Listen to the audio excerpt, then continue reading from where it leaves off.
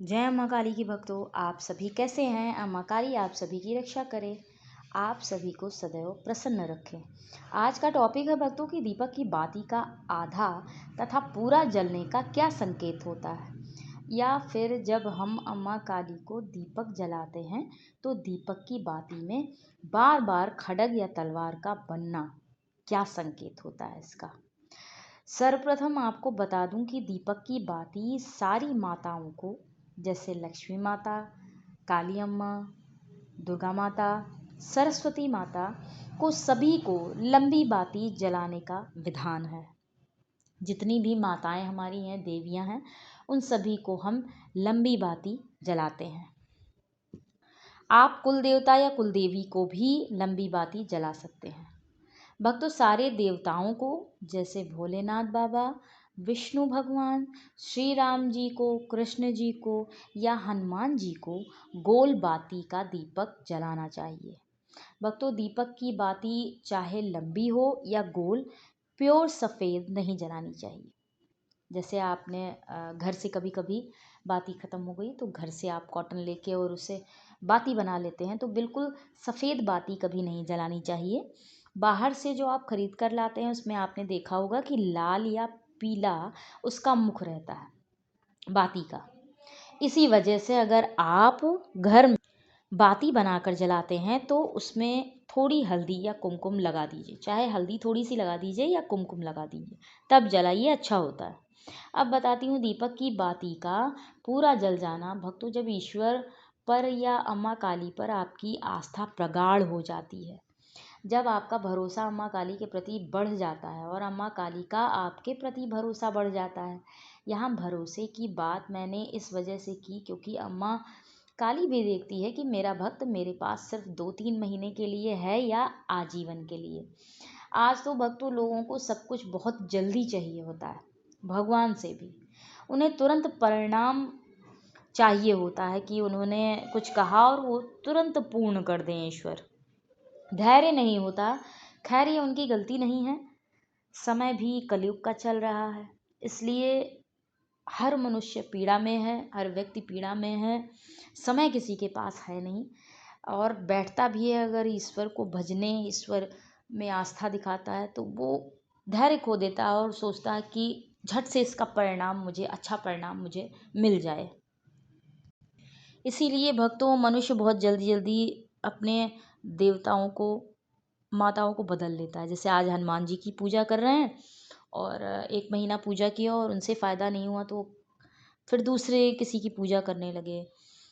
माता की पूजा कर रहे हैं एक आज, तो कल दूसरी माता की पूजा करने, आज इधर मंदिर में भटक रहे हैं, कल उधर मंदिर में। तो बहुत जल्दी परिणाम की उम्मीद रहती है उन्हें, और परिणाम ना मिलने पर वो तुरंत भगवान को भी बदल देते हैं।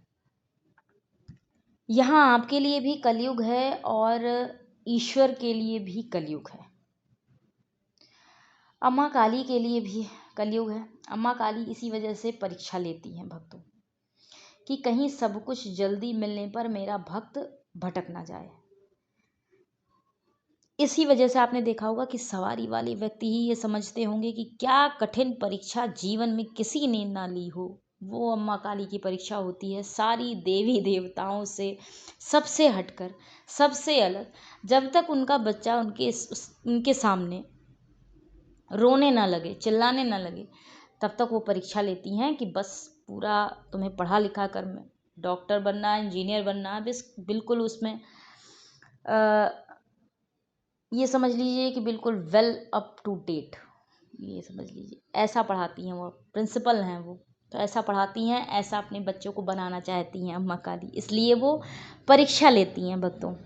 तो उनकी परीक्षा को वही बच्चे समझते होंगे जिनके ऊपर सवारी आती है, सवारी वाले बच्चे, कि सभी देवी देवताओं में अम्मा काली सबसे अलग हैं, उनकी परीक्षा सबसे अलग होती है।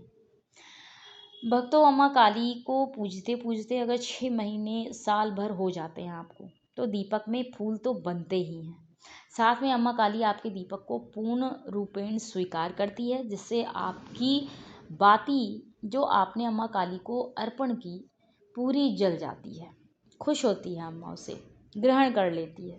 भक्तों, अम्मा काली की बाती में जब तलवार या खड्ग बनता है तो ये सूचना होती है अम्मा के द्वारा कि कहीं से कोई नकारात्मक कार्य आपके परिवारजन पर किया जा रहा है, या फिर आपके साथ कोई नकारात्मकता आ गई है कहीं से, जिससे अम्मा काली अपने खड्ग या तलवार से काट देती हैं। इसलिए वो ये सूचना देती हैं कि ऐसी नकारात्मकता आई है।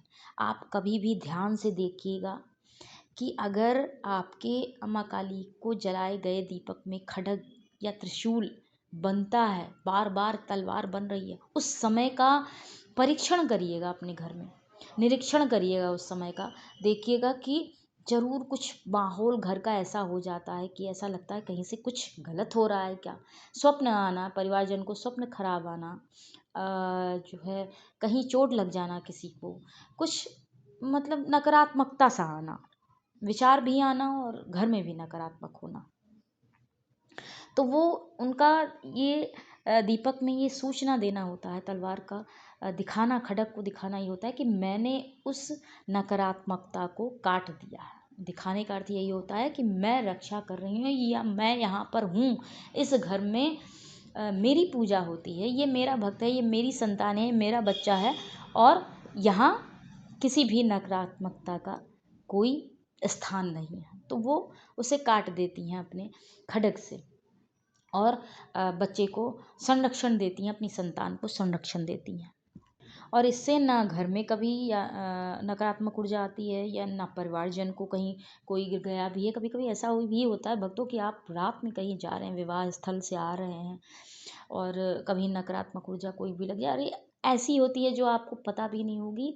शायद खुली आंखें आपकी, त्रिनेत्र नहीं है अभी खुले, इसलिए आप जान नहीं सकते। जिनकी बात कर रही हूँ मैं, ये सवारी वाले बच्चों की, नहीं तो शायद बगल में बैठे हों और आप जान ना पाएँ उन्हें। ऐसी ही नकारात्मक ऊर्जा, जैसे हम खा रहे हैं, हम पी रहे हैं, हम रह रहे हैं, एक कॉलोनी में रह रहे हैं, ऐसे ये भी भटकते हैं, ऐसे ये भी बस हमें दिखाई नहीं देते। बाकी आप अगर रोड पे भी जा रहे हो तो ये कहीं ना कहीं विचरण करते रहते हैं।